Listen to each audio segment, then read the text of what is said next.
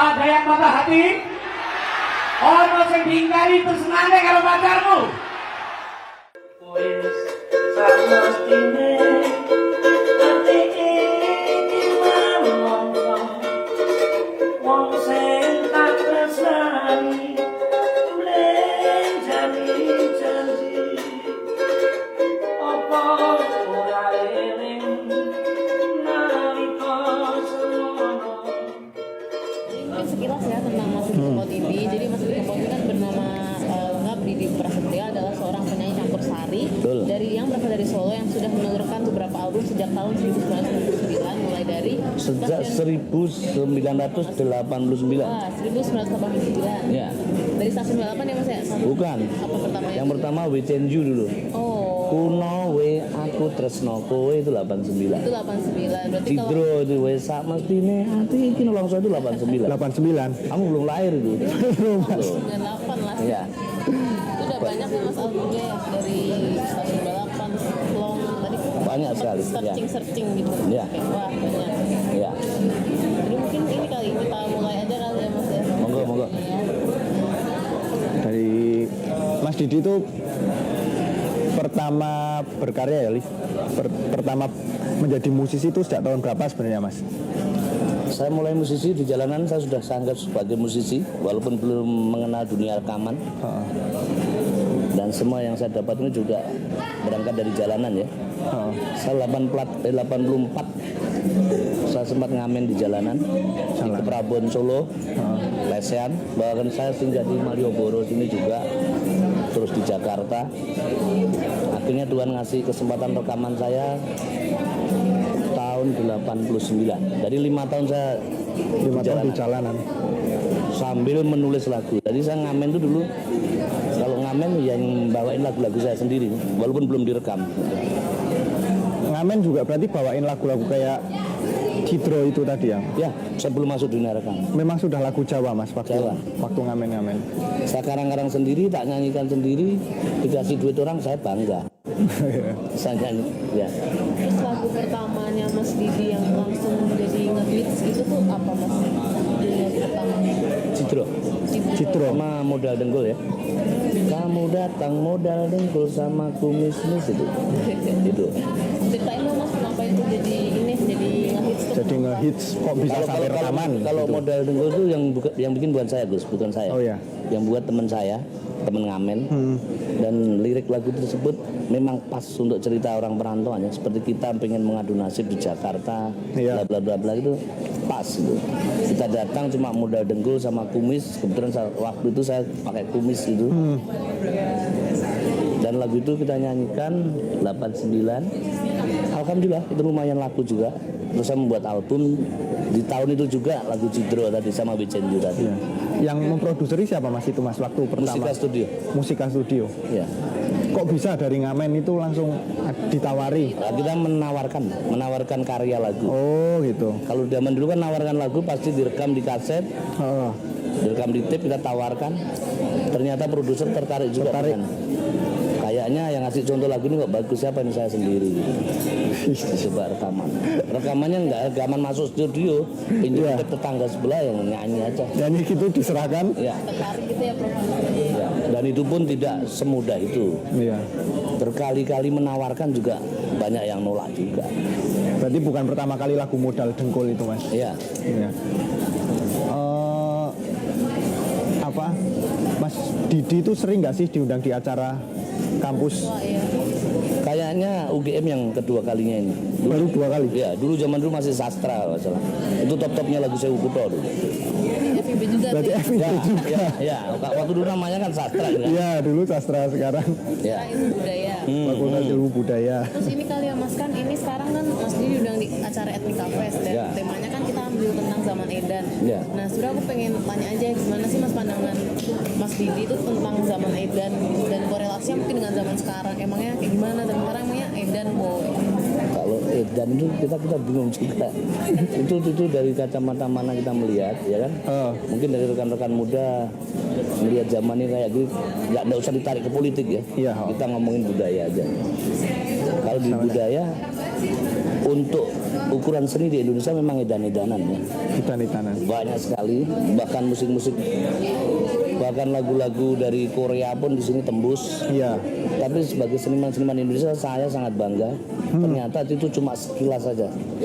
Sekilas saja. Ternyata kita bisa lebih ngedan lagi dengan banyak munculnya grup-grup band, penyanyi-penyanyi lagu Jawa dibikin kayak anak-anak NDE itu sangat edan. Edan untuk positif. Edan yang positif ya. Ya.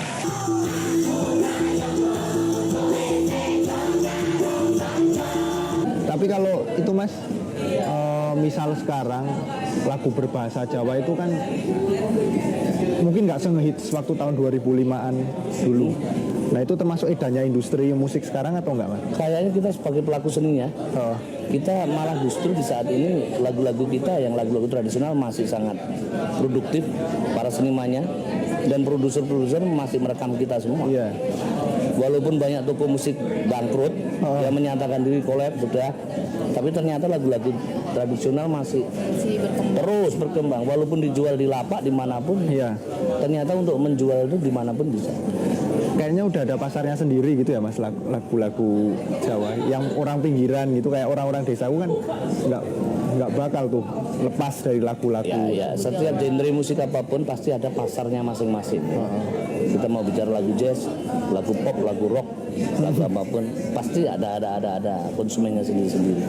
Kebetulan untuk lagu tradisional kita sudah paten, sudah punya penikmatnya itu. Penikmatnya. Ada pasar sendiri. Ada pasar, makanya saya bilang produser tidak pernah stop untuk memproduksi karya-karya tradisional. Iya. Sampai sekarang. Terus Mas, masih hubungannya sama zaman edan tadi, menurut Mas Didi sendiri fenomena apa sih yang paling mungkin berkaitan dengan seni tadi ya, yang paling edan banget gitu, kelihatan paling gila gitu sekarang di ranah seni, di ranah budaya gitu. Kalau saya bicara yang di apa yang saya jalani di dunia tradisional, ya tadi lagu Jawa yang biasanya pakai pakem seperti ini gitu kan, aturannya kan jelas kan lagu Jawa. Tapi sekarang ada anak-anak muda yang berani dibikin hip hop Jawa, itu edan. Edan, NDE Saka ya. Kayak saya diajak sama Endang Sukamti masjid gawing ini yo, ora apa-apa. Parang tritis. Ternyata sasaran dia juga anak muda juga. Iya. Kena juga ternyata. Jadi siapapun bisa menikmati sebenarnya budaya tradisional, siapapun. Saklek gitu ya. Iya, saklek. Kan lagu-lagu tradisional bisa dinyanyikan di bawah pohon bambu di pelosok desa, bisa juga di hotel berbintang. Misalnya orang-orang mantu, orang punya hajatan, ulang tahun masih seperti itu. Gitu. Berarti edannya lebih ke positif ya Mas, kalau saya lihat nih bagaimana. Kalau edannya seniman kan untuk positif, untuk berkarya. Iya kan? Iya. Benar. Iya. Ya, baik. Kalau saya melihat zaman edan sekarang kan malah tadi jangan ngomongin politik sih, tapi gatel juga pengen ngomongin politik. Misalnya sekarang edan itu kita lihat orang demo zaman dulu kan males-malesan itu loh. Sekarang malah demo itu tiap bulan ada 212, 313, 414. Dan kayak penamaan pakai angka gitu. Di luar itu pun sudah banyak demo-demo yang lain ya. Iya. Komentar Mas Didi soal keedanan demo berangka-angka ini gimana Mas? Saya tidak berani komentari yang kayak gitu ya. Kayaknya kita karena bisa melihat sendiri di stasiun televisi, TV-nya juga edan. Kalau ada semacam gitu juga ditayangin terus-menerus, hampir dari menit ke menit ini sudah terus saya tayang. Ya. Kalau itu tidak ditayangi di media mungkin orang nggak mudeng yang kayak gitu. Ya.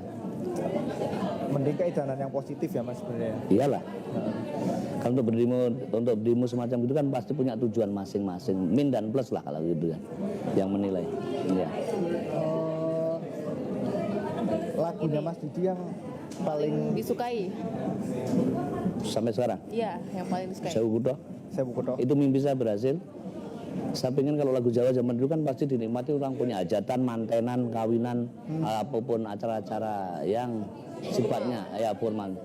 Saya punya mimpi pejabat itu mau nyanyi lagu daerah enggak gitu. Ternyata lagu saya Sewu Kuto, gubernur nyanyikan, jenderal nyanyikan, ya. Semua kalangan itu. Orang buta huruf nyanyi lagu kuwi. Aku waktu ini Mas, waktu kecil disetel lagu Sewu Kuto terus tiap hari. Iya. Terus sorry mimpi saya berhasil. Saya untuk menulis lagu itu akhirnya ya itu suatu kebanggaan buat saya. Itu yang pertama Sewu Kuto. Yang kedua dan ketiga? Ada nggak? Lagu-lagu saya? Iya, yang Oh, Ya yang tentunya Stasiun Balapan. Stasiun Balapan. Waktu saya menulis itu dulu zaman reformasi, saya menemukan kalimat itu, jari lu ngomong sedelo malah tanpa kirim warto, malah tanpa kabar di Malah mana tanpa kabar. di mana Anda berada, di mana nak kamu berada sekarang. Ya. Ya. Lagu-lagu Mas Didi kalau kita perhatikan kan banyak mengangkat romantisme ruang gitu Mas, katakanlah Terminal Tirtonadi, terus Stasiun Balapan, Tanjung Mas Tinggal Tanjung Janji, Mas Tinggal Janji. Itu yang paling Parangtritis, Parangtritis itu sekarang kenapa, Pantai Klayan. kok mengangkat selalu ada romantisme ruang gitu. ngangkat romantis. Kayaknya semacam gitu kalau kita buat lagu, kita sudah menang promosi duluan, Oh iya, ya kan? jelas. Oh terus langsung kerja, oh Parangtritis toh, langsung Iya. bang. Belum dengarkan sudah judulnya dulu orang, Parangtritis apa sih isinya? Jadi udah menang populer dulu. Iya. Si judul itu sudah menang populer dulu. Iya. Tinggal kita di dalam situ ya kita bikin cerita aja lah di sana sedang apa, yang semacam gitu. Berarti salah satu strategi untuk menangkap pasar. Kayaknya juga gitu, ya, Mas, ya? kayaknya gitu. Iya. Kalau secara personal sendiri kayak wah emang Mas Didi kayak bisa Parangtritis emang suka banget sama Parangtritis gitu, ada nggak? Pernah ke sana, pernah. Pernah lah. Oke. Kan bahasanya kan itu kan kayak lagu saya kayak sindap sing ono rambutku iki ya isih bisa tak petani indah ombak skro Parangtritis saiki dolen Yogya ya kan. Iya. Tapi kalau saya perhatikan lagi nih Mas, bahwa lagu-lagunya Mas Didi yang dulu, Ya. ketika aku dengerin, aku masih kecil tahun 2000-an itu cenderung banyak yang sendu gitu. Ya, cuma, tapi melo-melo ya. Melo-melo. Sepanjang lagu misalnya kayak Tanjung Mas Tinggal Janji kan sendu semua gitu. Tapi Kehilangan tuh soalnya. iya kehilangan terus. Hilang, dicidrani, Berani ditinggal bodoh. tidak setia. Ya.